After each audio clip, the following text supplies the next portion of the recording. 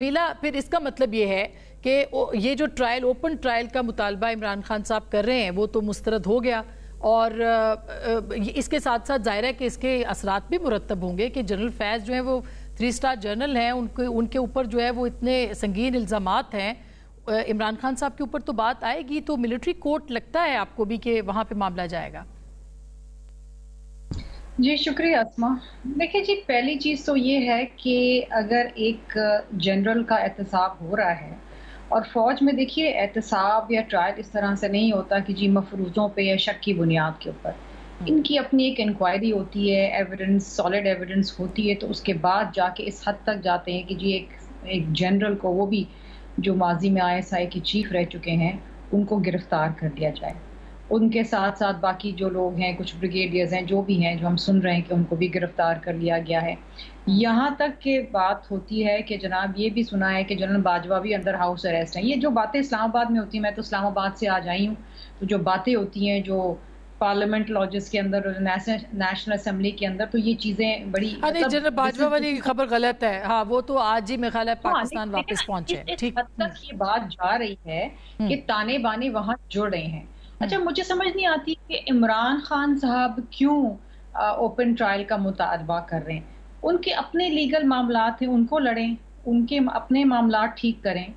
बात यह है कि इसमें कोई शक नहीं, कोई दो राय नहीं। अस्मा, हम सब जानते थे कि किस तरीके से इमरान खान को सपोर्ट किया गया, किस तरीके से उनको सेलेक्ट किया गया, किस तरीके से उनको उस ओहदे पे पहुंचाया गया जहां पर वो पहुंचे थे, फिर उनका फॉल आउट हुआ, जो सारी चीजें हुई हैं, this is an open secret.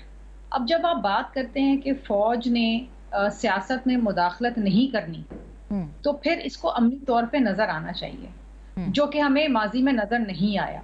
Unfortunately इसको भी बहुत सारे लोग पॉलिटिकली देखेंगे कि जी ये शायद ही इमरान खान के इर्द गिर्द घेरा तंग करने के लिए किया जा रहा है। लेकिन अच्छी बात यह है कि अगर फौज अपने ही इदारे के अंदर अकाउंटेबिलिटी करती है और दुरुस्तगी लाती है, तो ये अच्छी बात है, हर इदारे में होनी चाहिए।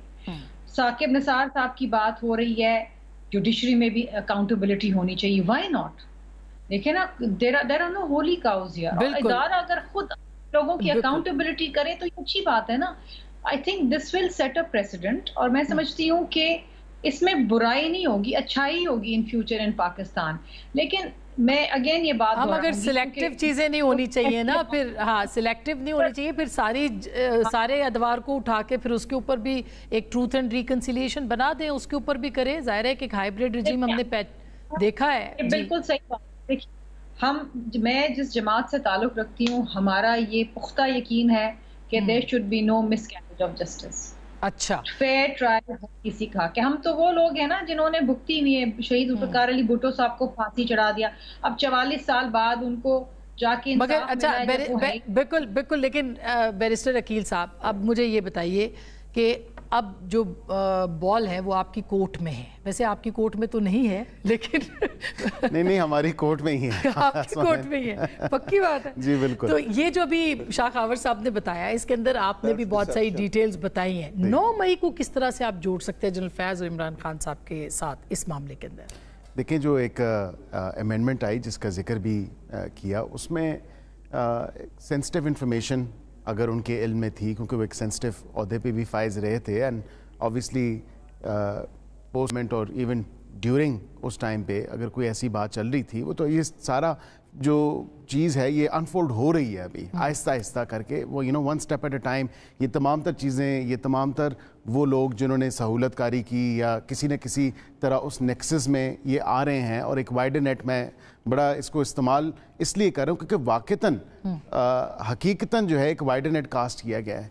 क्योंकि उसमें आपने देखा कि कल ही अडयाला जेल के एहलकार थे, उसमें ख़वातीन एहलकार भी थी, उनको भी देखा आपने कि वो भी इसमें मुलव्वस पाए गए हैं। इसकी निशानदेही क्या जनरल फैज़ ने की है या? देखें, जो सबसे पहले तो जो डिप्टी सुपरिटेंडेंट थे उनके ऊपर शकूक व शुबहात थे, और उनसे जब वो फ़ोन भी बरामद हुआ और दीगर चीज़ें, because I don't want to get into money details of this, और क्योंकि सेंसिटिव मामला है, मुल्क की नेशनल सिक्योरिटी से भी रिलेटेड है और ऑन गोइंग इन्वेस्टिगेशन से भी रिलेटेड है। तो मैं इसलिए जो कुछ दबे लफ्ज़ों में आपको बता सकता हूँ, जो कुछ मेरी नॉलेज में है, जो हमारे इंफॉर्मेशन में है, वो यही है कि ये तमाम तर ताने बाने जो हैं ये इसी तरह ही मिल रहे थे।